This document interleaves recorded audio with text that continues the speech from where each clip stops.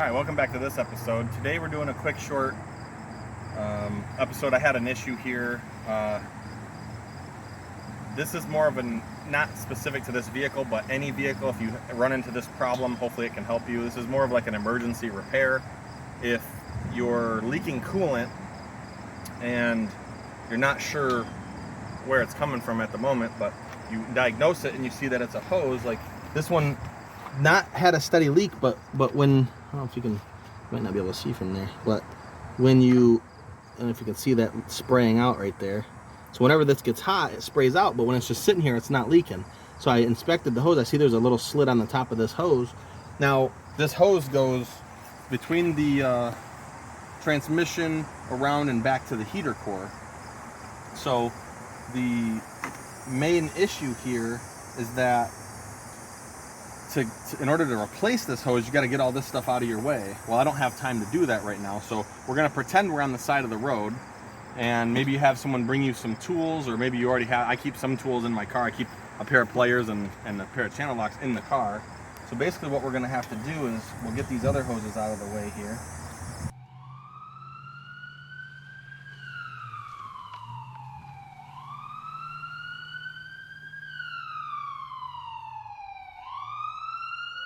Smash Engineering.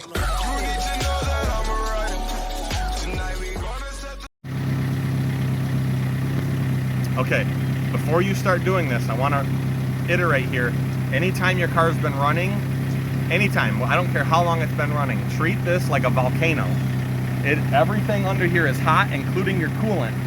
So if you do have a coolant leak, so before you start doing this, let your car cool down. I mean, let it cool down for a long time. Make sure that it is cooled all the way down before you start messing with your coolant lines. Now, this video is more for like a fix on the side of the road.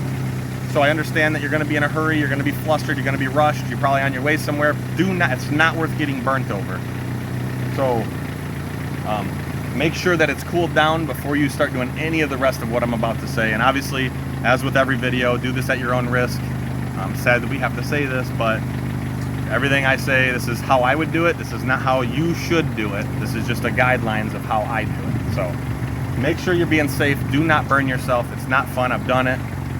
I was a young kid, didn't know any better. I took a coolant cap off. It sprayed all over me. Luckily, it was winter time. I had a winter jacket on, so only thing that got burned was like my hands, and it wasn't terribly burned because I moved out of the way. But I thought my coolant had cooled down, and it didn't. It was on an old Dodge truck, so. This is a little different setup. Your coolant reservoir is up there, and if you were to open that, you would see it start to spray out. But anyway, do not open the system when it's hot. Let it cool down. As you'll see later on in the video, I hold my thumb over top of one of the lines. If the coolant was hot and I tried to do that, it would definitely burn me. So let's continue with the video. And see if I can hook this on something gently. Careful not to bend your old hoses too much. But so what we're gonna do, the leak is right up near where it goes on. So what I'm gonna do is take the hose off. I'm gonna cut back past the leak, and then I'm gonna slide this back on and see if that can at least temporarily solve our problem until I can change the line itself, the whole line. So we'll take this clamp off, slide it down out of the way, and then even if you just had a knife, you could cut this right now down past where you need and then pry this piece off. What I'm going to go ahead and do is get this piece where it's loose, where I can get it off if I need to. And you're going to get coolant all over you, so if you have gloves, put gloves on. I'm going to go ahead and stop the video right now and put some gloves on because I have gloves available. Let me go do that. Sweaty hands on a hot day and gloves doesn't mix well if you've ever done this stuff. So once you get your gloves on-ish, we're gonna slide this off. Hopefully we're not gonna lose all our coolant. It is lower than the reservoir, so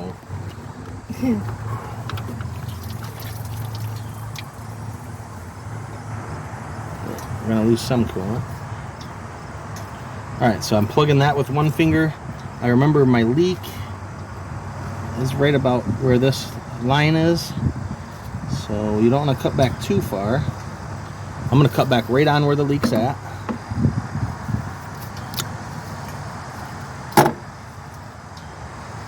Now these are kind of specialty pliers for doing something like that. They're made for cutting cable, so they're made for cutting round things.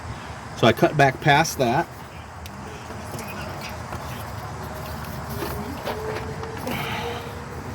Now we're gonna push that on there, like that.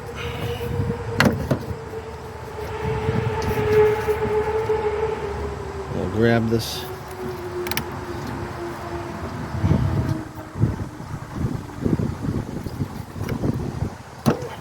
Well, that's not what I wanted to do. You always want to clamp up where the barb is at,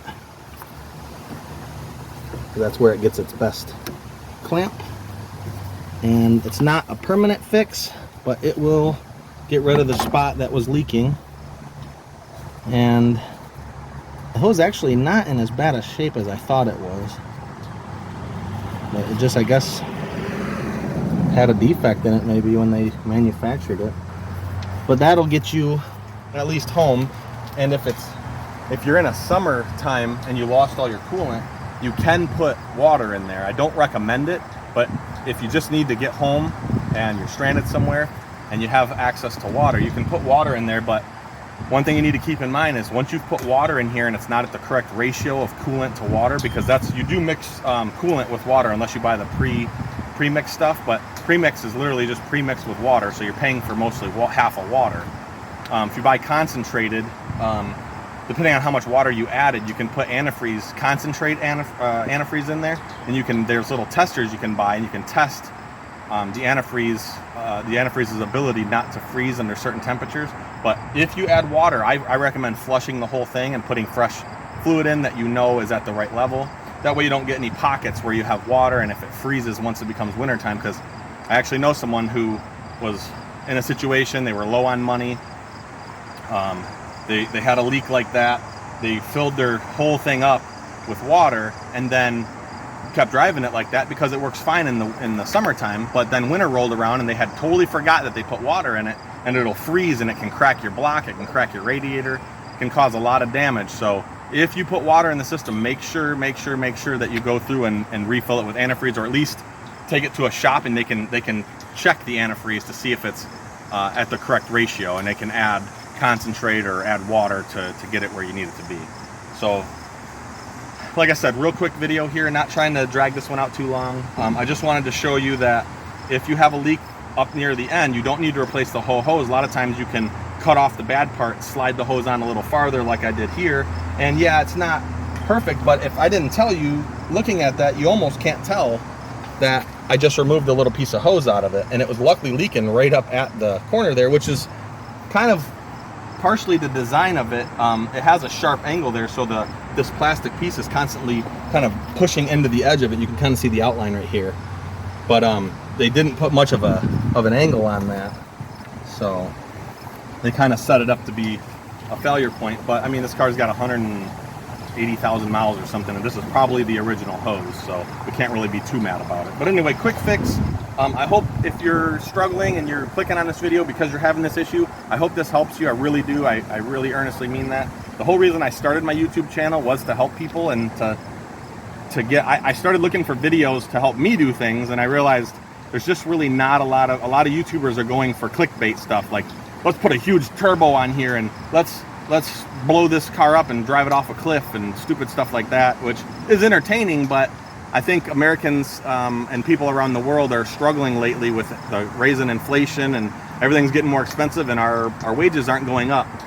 So I'm hoping that little videos like this can help you stretch your dollars just a little farther, and you help me out by liking the video, subscribing, sharing the video to someone who might need it, and you can also help me out just by spreading positivity. Help someone. If you see someone in need and you're capable of helping them safely, try to help somebody. Everyone out here is going through their own problems and their own tribulations, and just because we're going through our own doesn't negate the fact that other people are going through it. So when you're at Taco Bell or you're pumping gas and you see someone having a rough day, maybe give them a inspiring, maybe give them a compliment, maybe tell them you hope they have a better day or something like that. But obviously be safe about it, and if someone's having a really, really bad day where, you know, they might be looking to do things to go to jail over, maybe give them some space. But if you can make someone's day by being kind, let's just spread positivity, and let's kill off the negativity by overwhelming it with positivity. And let's give that a shot. What do you say? But we'll catch you on the next one. Thanks for watching.